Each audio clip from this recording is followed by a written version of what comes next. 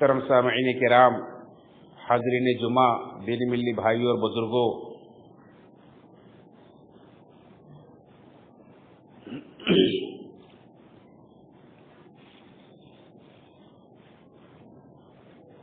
انسان کی زندگی میں جس طرح سے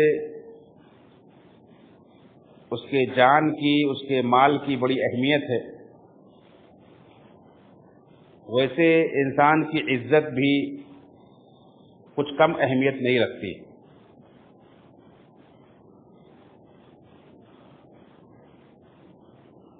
اسی لیے اللہ کے رسول صلی اللہ علیہ وسلم نے اپنی احادیث کے اندر انسان کے جان اور اس کے مال کے ساتھ ساتھ اس کی عزت کی بھی اہمیت بتلائی، اس کی حرمت بتلائی ہے، اور کسی بھی انسان کے عزت کے ساتھ کھیلنے کی اجازت نہیں دی۔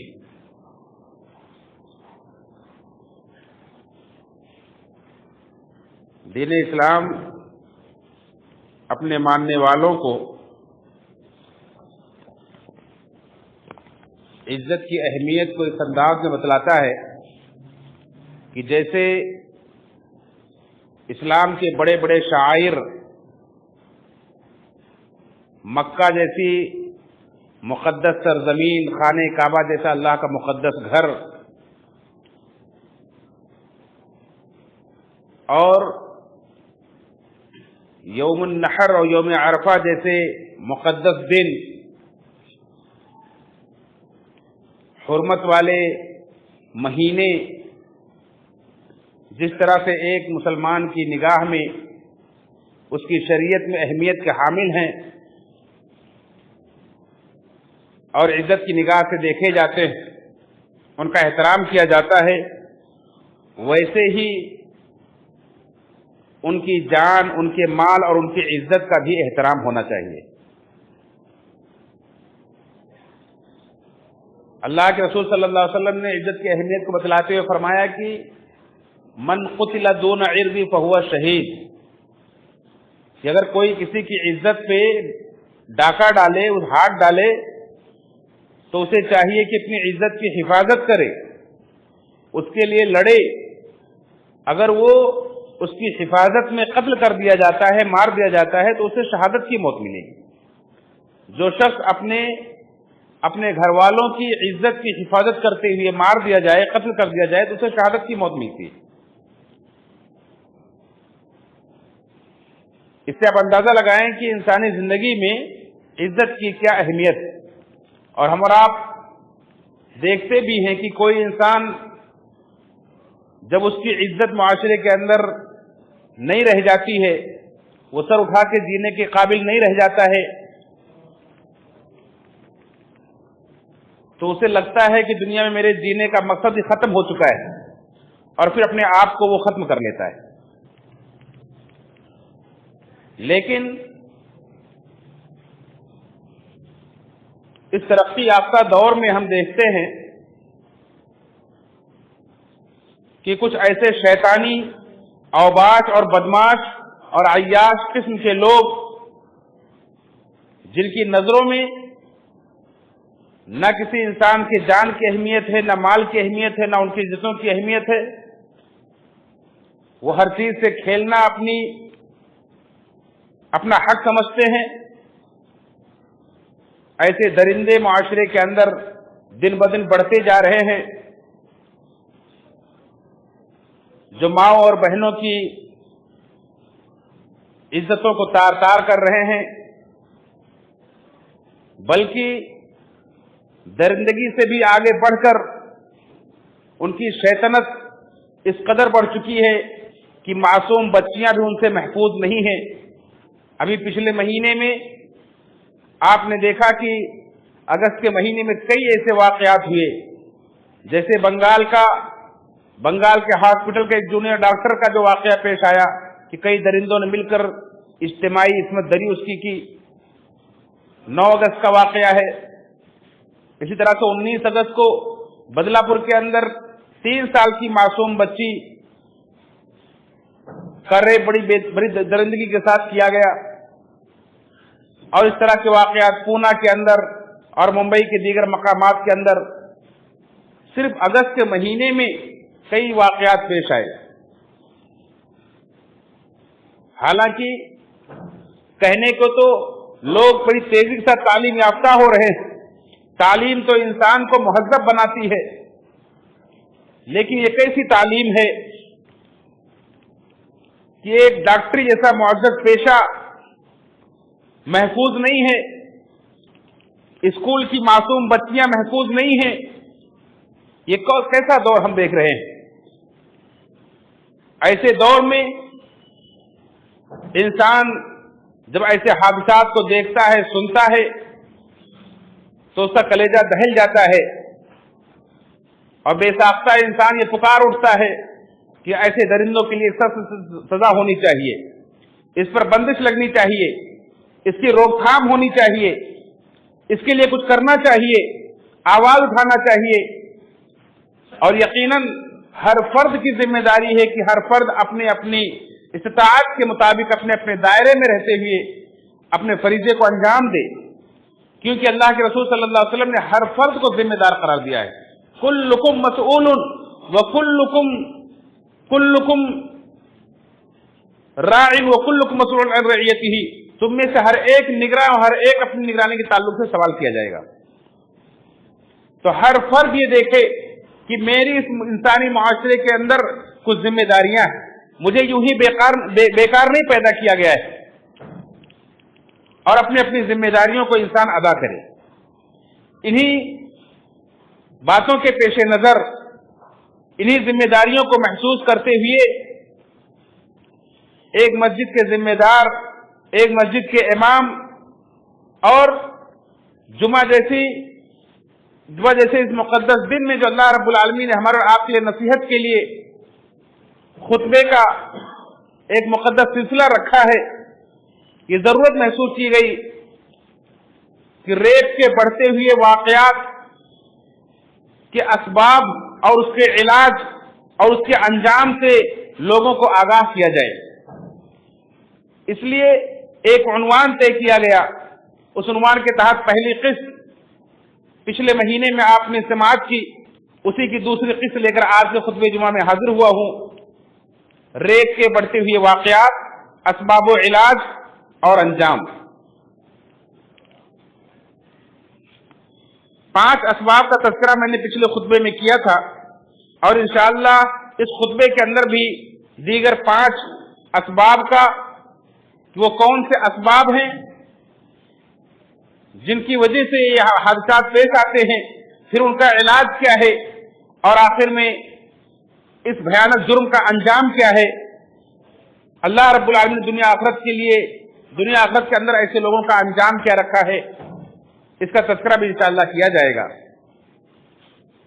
اللہ رب العالمین نے اس زنا جیسی بھیانک اور سنگین برائی کا تذکرہ کرتے ہوئے فرمایا کہ اس کے قریب بھی مت جاؤ، ولا تقربوا الزنا، زنا کے قریب بھی مت جاؤ. اور کیوں؟ اس لیے کہ فرمایا کہ انہ کان فاحشہ، یہ بہت ہی بری چیز ہے، وساء سبیلا، اور یہ بہت برا راستہ ہے. یہ بتاتے خود بھی بری چیز ہے، اور اس کے قریب جانے کے بعد، اس میں واقع ہو جانے کے بعد، اس میں ملوث ہو جانے کے بعد انسان کے لیے جو راستہ کھلتا ہے بہت برا راستہ ہے. انسان یہ نہ سمجھے کہ تھوڑی دیر کی عیاشی ہے، تھوڑی دیر کے لیے لذت ہے، اس کے بعد پھر توبہ اللہ کر کے چھوٹ جائیں گے. انسان ایک راستے پر چل پڑتا ہے، وہ راستہ اس کے لیے بہت ہی برا ہے اور اس کا انجام بہت ہی بھیانک ہے.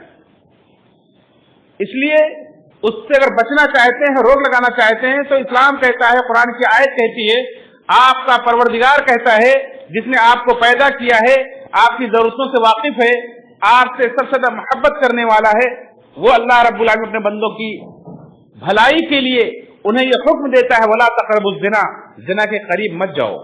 ان اسباب کے قریب بھی، زنا کے قریب مت جاؤ کا مطلب یہ ہے کہ ان اسباب کے قریب بھی مت جاؤ جن سے زنا ہو سکتا ہے، جن اسباب پہ چل کر کے آج یہ حادثہ ہو سکتا ہے.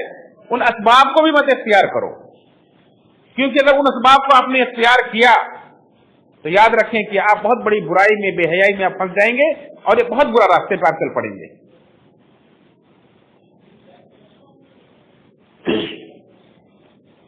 تو ہم جب اس بھیانک حادثے کو دیکھتے ہیں، اس کے شکار ہوتے ہیں، تو ہم سزاؤں کی مانگ کرتے ہیں، لیکن دین اسلام کہتا ہے کہ سزاؤں سے پہلے ان اسباب پہ غور کرنا، ان پر روک لگانا، پابندی لگانا یہ ضروری ہے تاکہ حادثے پیش ہی نہ آئے۔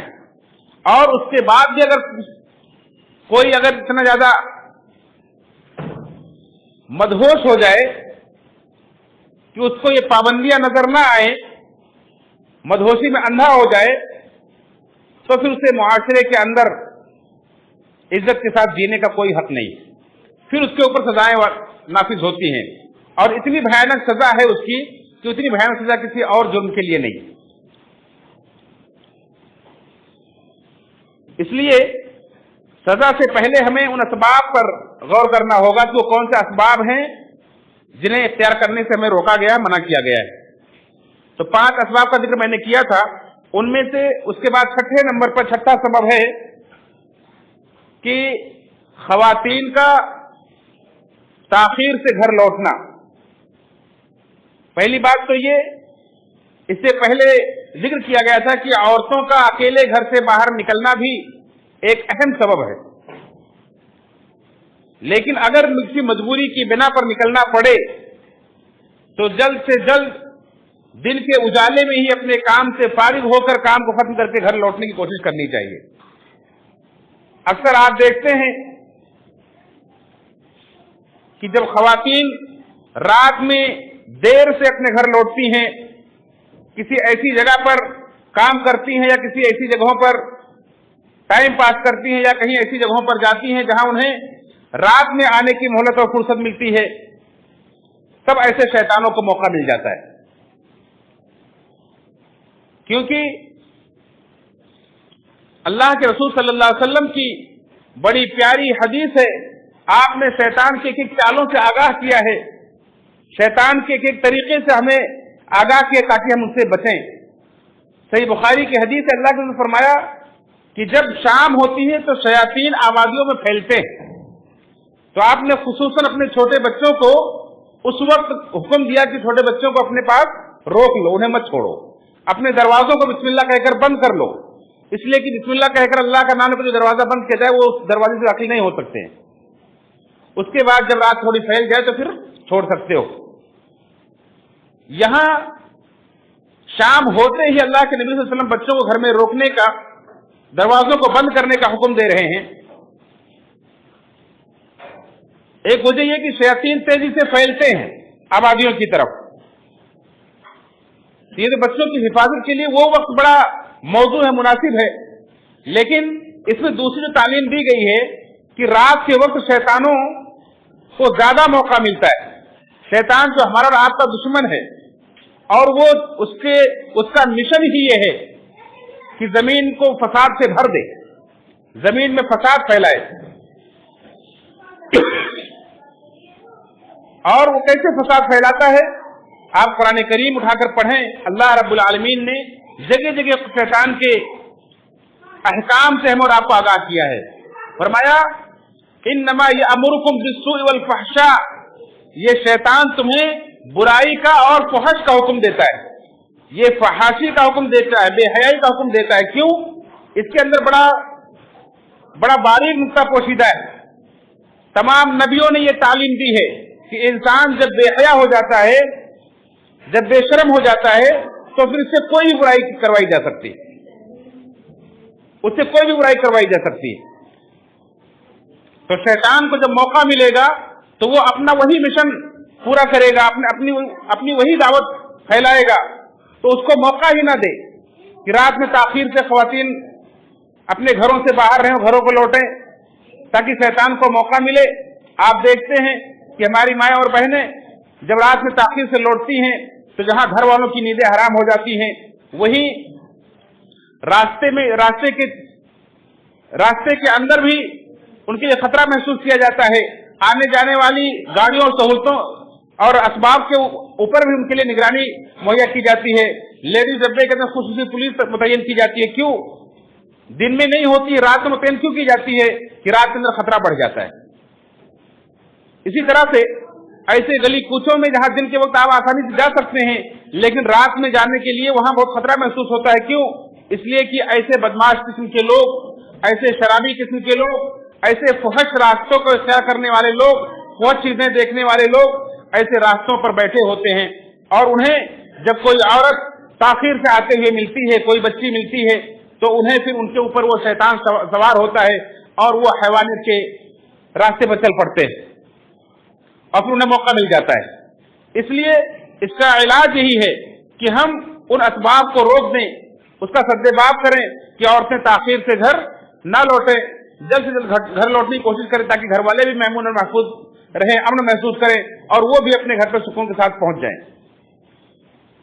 याद रखें, ये पाबंदियां बज़ाहिर लोगों को ऐसे लगती है कि हमारे ऊपर जुल्म किया जा रहा है, हमारी आजादी छीनी जा रही है, लेकिन नहीं, ये उस रब्बुल आलमीन की पाबंदियां हैं जो आपसे बेइंतहा सब मोहब्बत करने वालों से ज्यादा आपसे मोहब्बत करता है, और वो ये चाहता है कि आप एक अमन व अमान की जिंदगी गुजारें।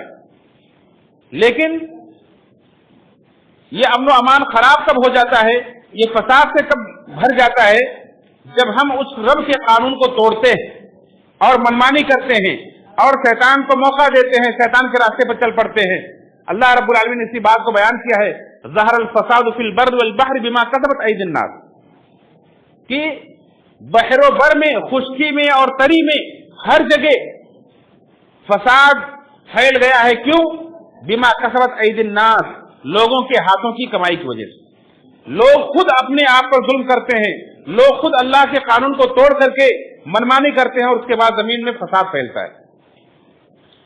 तो ये बिगाड़ और फसाद जो आता है, ये हमारे अपने हाथों की कमाई होती है। ऐसे ही आप देखें कि अल्लाह रब्बुल आलमीन जिसने हमें और आपको पैदा किया है, और जिसको अल्लाह रब्बुल आलमीन ने जिस मकसद के लिए पैदा किया है, उसके अंदर वो सलाहियत रखी है, उसी साख पर उसे पैदा किया है, उसको वो जिम्मेदारियां दी हैं। मर्द को बनाया तो उसकी जिम्मेदारियां मुतय्यन की है कि क्या क्या करेगा, औरत को बनाया तो उसकी जिम्मेदारियां मुतय्यन किया है कि क्या क्या करेंगी, और उनके लिए दायरे अमल मुकर्रर किया है कि मर्दों का दायरे अमल बाहर है, कंपनियां हैं, खेत खलियान है और दीगर बाहर की दुनिया उनके लिए खुली है। वो बाहर की दुनिया संभालेंगे, वहां से इंतजाम करके कमा करके घर लाएंगे, और घर की जो दुनिया है वो औरत की हुकूमत वहां चलती है। औरत वहां बच्चों की तरबियत करती है, घर की देखभाल करती है और घर को जन्नतनुमा बनाती है, अमन अमान की जगह बनाती है। लेकिन जब हम इसका उल्टा करेंगे, मर्द को घर में बिठाकर औरत को बाहर निकाल देंगे, तो गोया कि अल्लाह के कानून को हम तोड़ रहे हैं। रब्बुल आलमीन ने जिस मकसद के लिए हमें बनाया था, पैदा किया था, उस मकसद से हम बगावत कर रहे हैं, तो इसका नतीजा जाहिर सी बात है सवाए फसाद के और क्या होगा। इसीलिए इन फसादियों ने, इन शैतानी हथकंडों ने औरत को एक नारा दिया, आजादी निस्वा का नारा, कि औरत को भी आजादी मिलनी चाहिए, तालीम के नाम पर, नौकरी के नाम पर और हुकूमत और ओहदे के नाम पर, और मर्द के कंधे से कंधा मिला करके, औरत मर्द से कम नहीं है, औरत मर्द के साथ कंधे से कंधा मिलाकर चल सकती है, हर वो काम कर सकती है जो मर्द कर सकता है। इस तरह से खुशनुमा नारे दे करके औरत को उन्होंने घर से बाहर निकाल दिया, उसके दायरे अमल से बाहर निकाल दिया। ये भी एक अहम सबब है। सातवां सबब यही है आजादी निस्वा का ये नारा। आप एक अंदाजा लगाएं कि हर एक तंजीम चलाने के लिए, एक कंपनी चलाने के लिए, एक छोटा सा इदारा चलाने के लिए मुख्तलिफ लोग होते हैं, मुख्तलिफ लोगों की मुख्तलिफ जिम्मेदारियां होती हैं। किसी के घर कंपनी के अंदर तो किसी की कंपनी से बाहर, किसी के घर के अंदर तो किसी के घर से बाहर। हर आदमी कहे नहीं मैं भी ये करूंगा, दूसरा कहे, बाहर वाला कहे मैं घर के अंदर इंटरफेयर करूंगा, अंदर वाला कहे मैं बाहर इंटरफेयर करूंगा। जिसकी जिम्मेदारी कंपनी के गेट के बाहर है वो अंदर जाकर के देखभाल करे, जिसकी बाहर है वो अंदर जाकर के देखभाल करे।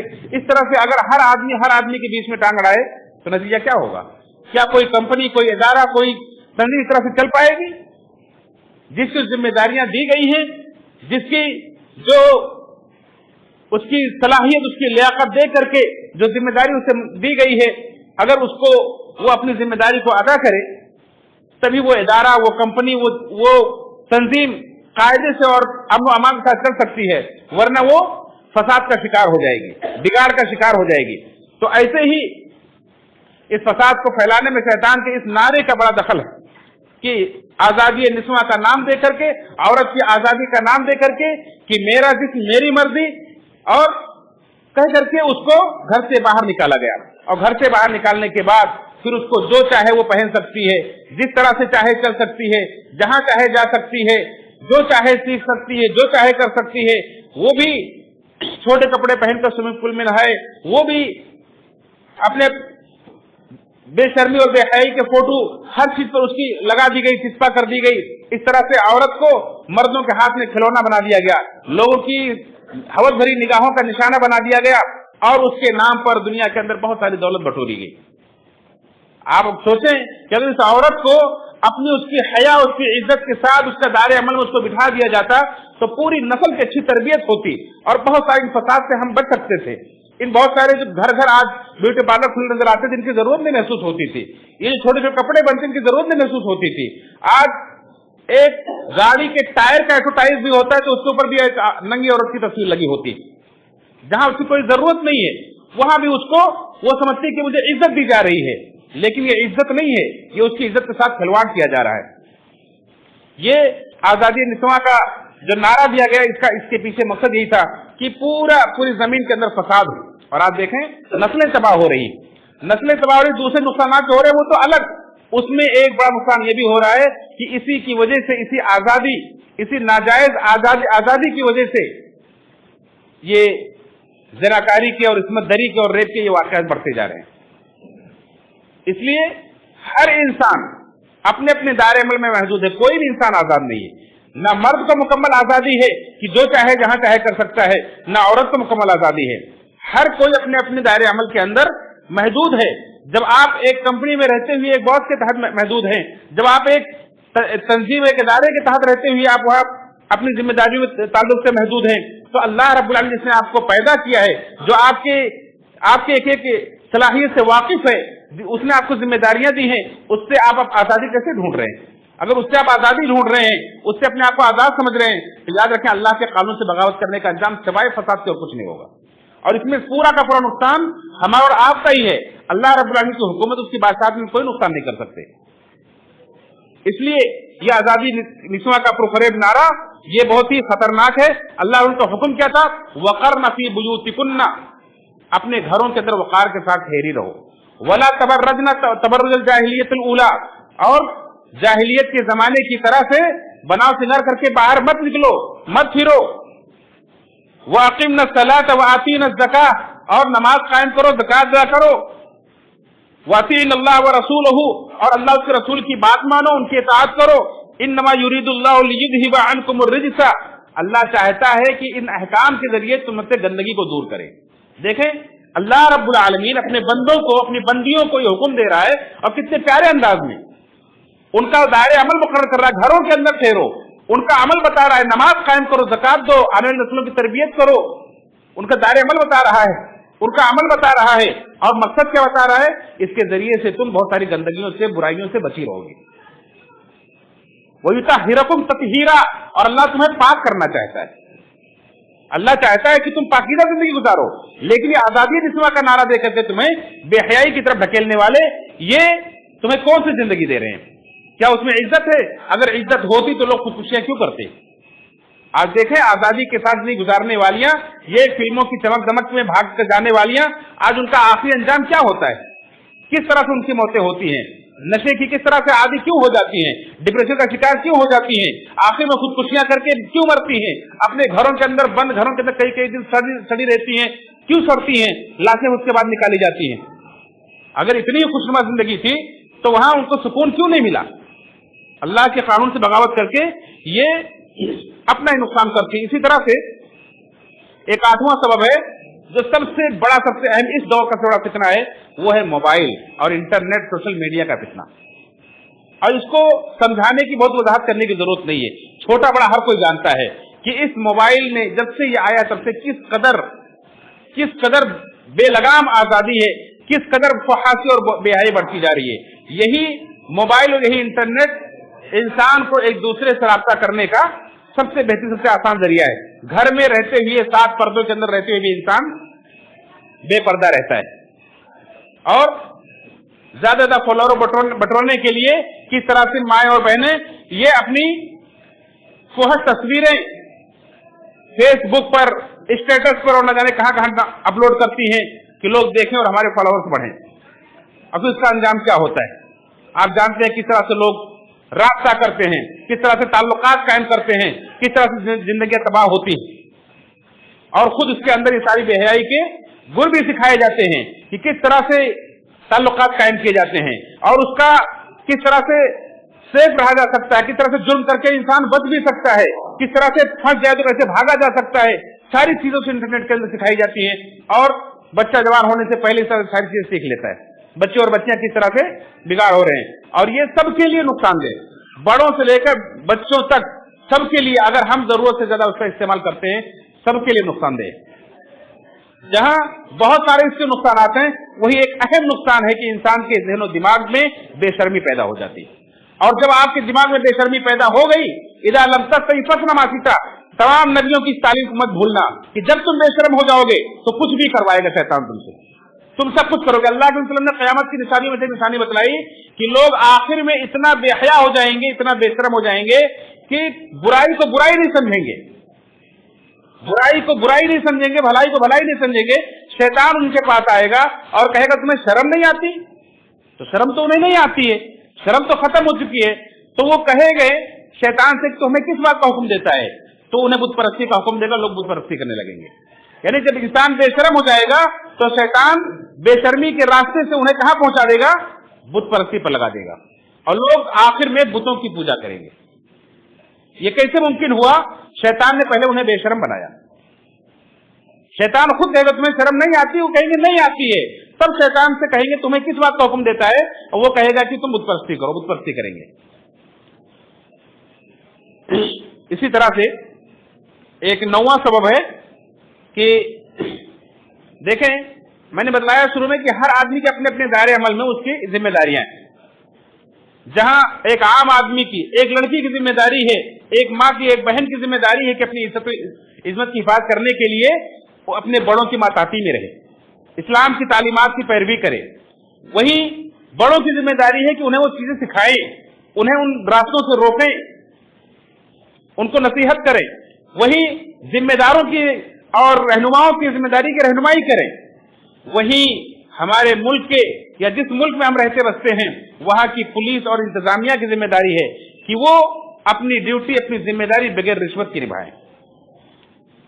ये रिश्वतखोरी की वजह से इस तरह के वाकयात जब पेश आते हैं तो उन्हें खुली छूट मिल जाती है, पैसा खिला दिया जाता है। उसके बाद रिश्वत लेने की वजह से अगर कोई इस हादसे का शिकार हो जाता है, किसी का रेप हो जाता है, वो FIR करने जाता है कि FIR में नहीं लिखा जाता है, हार दिया जाता है, उल्टा उसके ऊपर केस बना दिया जाता है। क्यों? रिश्वत की वजह से। तो इसका भी सद्देबाब होना चाहिए। और इसका सद्देबाब कहां से होता है? हम अपने गिरबानों में झांक कर देखें। जब हम पैसा लेकर के वोट देते हैं, रिश्वत लेकर के हमने वोट दिया है, हमने जब शुरू से रिश्वत की शुरुआत की है, तो हम किसको रोकने जाएंगे? हर आदमी अपनी अपनी जिम्मेदारी को देखे कि हमारा जो हक था वो हमने पैसा लेकर किया। हर आदमी फिर यही करेगा, जिसको हमने चुना है वो भी वही करेगा।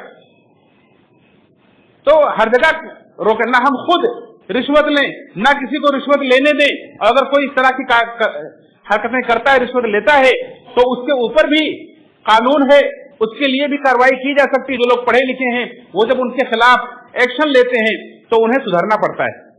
तो इस तरह से इसकी भी रोकथाम होनी चाहिए। और 10वीं और एक आखिरी सबब यह है कि जो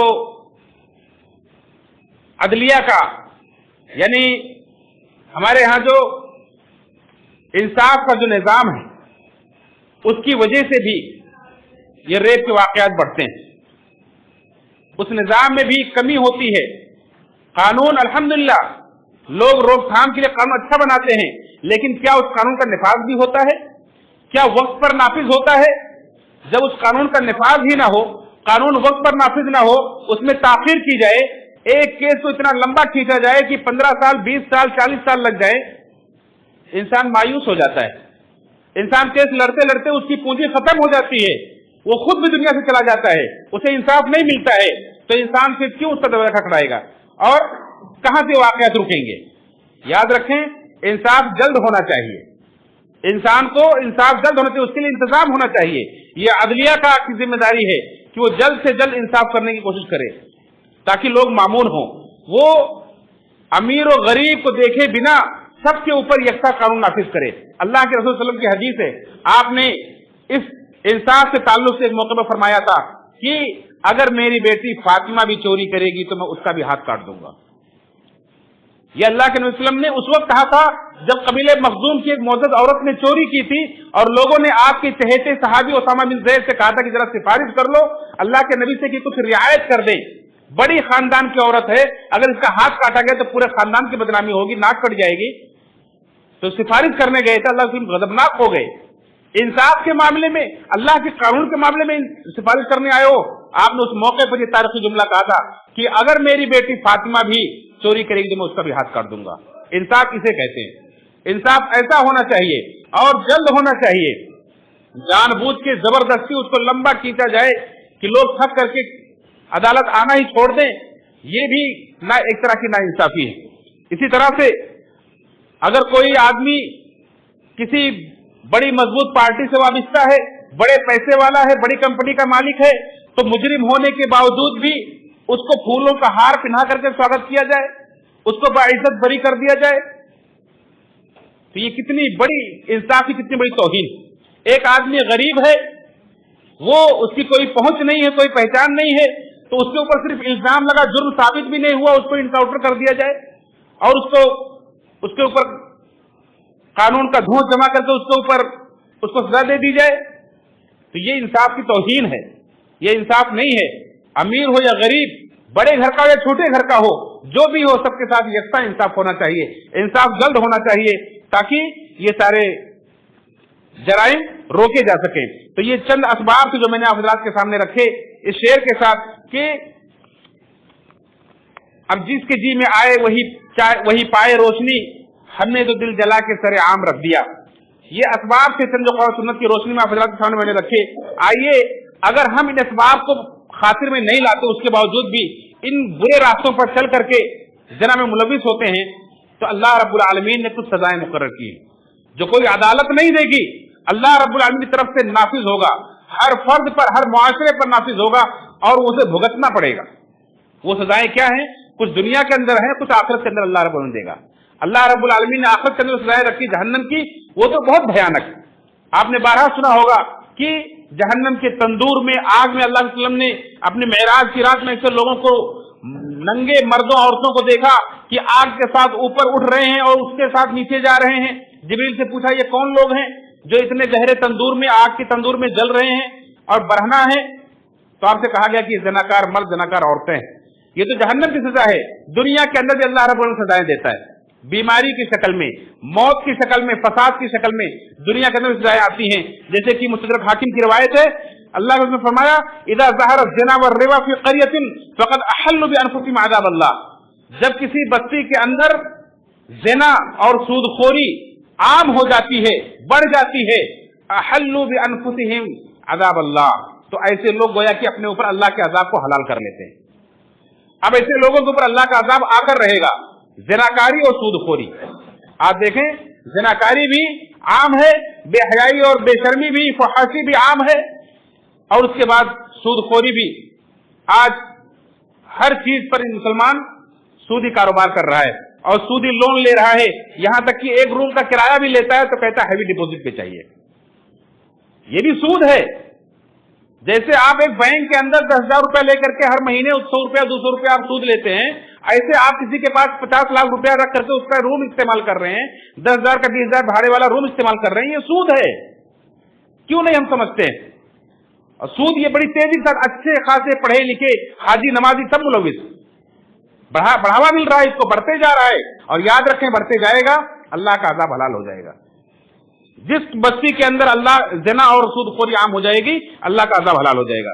ایسے ہی ابن ماجہ کی روایت ہے کہ لم تظهر الفاحشة في قوم قط حتى يعلنوا بها الا فشا فيهم الطاعون والاوجاع التي لم تكن مضت في اسلافهم الذين مضوا. کہ جس بستی کے اندر, جس قوم کے اندر फाहिशा यानी बेहयाई, जनाकारी जब बढ़ जाती है, यहां तक कि खुल्लम खुल्ला लोग करने लगेंगे, तो उस वक्त उनके अंदर ताउन फैलेगा। उस वक्त उनके अंदर ऐसी ऐसी बीमारियां फैलेंगी कि उनके बाप दादा ने नहीं सुनी होंगी। ये इब्न माजा की रिवायत है, जो हसन दर्जे की रिवायत। ऐसी ऐसी बीमारियां आएंगी जब तक जिनका हमने हमारे बाप दादा ने नाम भी नहीं सुना होगा। इसी तरह से इब्न अब्बास की रिवायतें कहते हैं, वला फसद जिना फी कौमिल कत्तु इल्ला कसुरा फीहिमुल मौत, कि जिस कौम के अंदर जनाकारी फैलेगी और आम होगी, उस कौम के अंदर मौत की कसरत होगी। बड़ी तेजी के साथ लोगों को मौत आएगी। वो मौत किसी भी सूरत में आ सकती है, ज़लज़ले की शक्ल में, सुनामी की शक्ल में, बीमारियों की शक्ल में, कत्ल गारतगरी की शक्ल में, फसाद की शक्ल में, किसी शक्ल में भी हमने देखा। इसमें लॉकडाउन के अरसे में, कोरोना के इसमें देखा कि किस कदर करोड़ों की तादाद में लोगों की मौतें हुई। तो इस तरह से बेहयाइयां जब फैलेंगी तो मुआशरे के अंदर कसरत से मौतें होंगी और अल्लाह के दीगर अज़ाबात आएंगे, दीगर बीमारियां आएंगी। अल्लाह ताला से दुआ है रब्बुल आलमीन हम सबको इस भयानक जुर्म से बचने की तौफीक फरमाए। उसके सद्देबाब के लिए हम सबको मिलजुल कर अपनी अपनी जिम्मेदारी अदा करने की, लोगों को नसीहत करने की, लोगों को रोकने की, और रब्बुल आलमीन हम सबको उससे बचने की तौफीक फरमाए। बारे इलाहा में जब तक जिंदा रखे, दिन इस्लाम पर जिंदा रखे, जब भी दुनिया से उठाए तो हालत ईमान पर उठाए। आमीन तक़ब्बल या रब्बल आलमीन। इन्नल्लाह व मलाइकतहु युसल्लूना अलन नबी या अय्युहल्लज़ीना आमनू सल्लू अलैहि व सल्लिमू तस्लीमा। अल्लाहुम्मा सल्लि अला मुहम्मद व अला मुहम्मद कमा सल्लैता अला इब्राहीम व अला इब्राहीम इन्नका हमीदुम मजीद। अल्लाहुम्मा बारिक अला मुहम्मद व अला मुहम्मद कमा बारकता अला इब्राहीम व अला इब्राहीम इन्नका हमीदुम मजीद। इबादल्लाह रहमकुमुल्लाह।